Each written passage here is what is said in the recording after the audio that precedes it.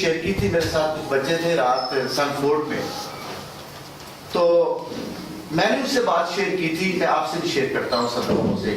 بڑی کمال کی بات اور آپ نے یہاں سے لے کے جانی ہے۔ شکاگو یونیورسٹی میں ابھی ایک تحقیق ہوئی، تحقیق یہ تھی کہ جس میں ہم چائے بناتے ہیں، پین ہوتا ہے برتن، اس کے اندر انہوں نے پانی سے بھر دیا اس کو،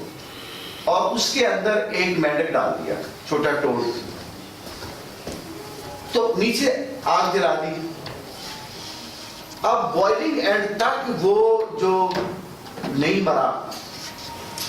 جو مینڈک تھا، لیکن اچانک جب انہوں نے دیکھا تو وہ مرا ہوا تھا جب ان کو اس کو پکڑا۔ تو ہونا تو یہ چاہیے تھا کہ جیسے ہی اس کو گرم لگا پانی، وہ چھلانگ لگاتا، باہر نکل جاتا، لیکن اس نے غلطی کی ایک بہت بڑی، کیونکہ قدرت نے اس کے اندر یہ رکھا ہوا ہے کہ وہ اپنے تھرموسٹیٹ کو پانی کے مطابق کرتا رہا، اپنی باڈی کو پانی کے مطابق کرتا رہا، ایڈجسٹ کرتا رہا پانی کے مطابق، اور جب اس نے چھلانگ لگانے کی کوشش کی تو وہ جو اس کی آرگینک، اس کی باڈی کے اندر جو انرجی تھی، جو اس کو وائٹل فورس تھی، وہ پانی کو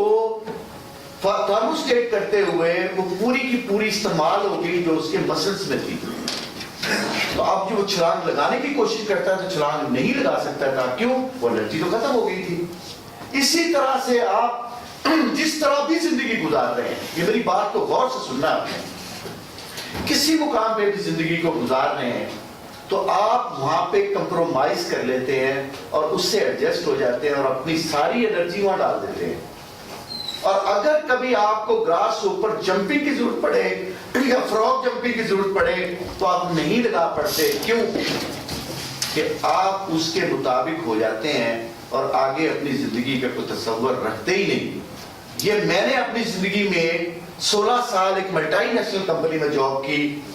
وہاں پہ مجھے سب کچھ ملتا تھا، 1 لاکھ کے قریب میری تنخواہ تھی،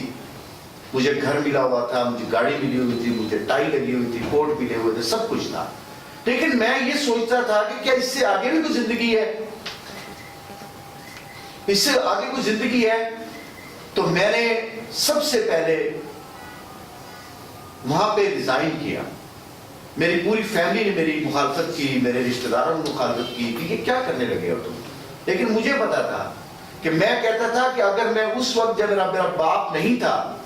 تو میں نے اس وقت تک سروائیو کر لیا، تو اب تو سب کچھ میرے پاس ہے تو میں سروائیو کر سکتا ہوں۔ اور میں نے وہاں سے چھلانگ لگائی، اس ماحول کو توڑا، اور by the grace of Allah mighty میں کامیاب ہوا اس کے اندر۔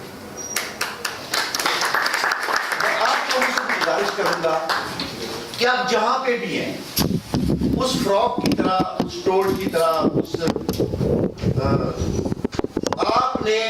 وہاں سے ایک جمپ لینا ہے، اس سے پہلے کہ آپ کے جو مسلز ہیں، جو آپ کے ونگز ہیں، اس کے اندر سے وہ جو انرجی ہے وہ سلب ہو جائے یا وہ ٹھنڈی ہو جائے، اس سے پہلے آپ نے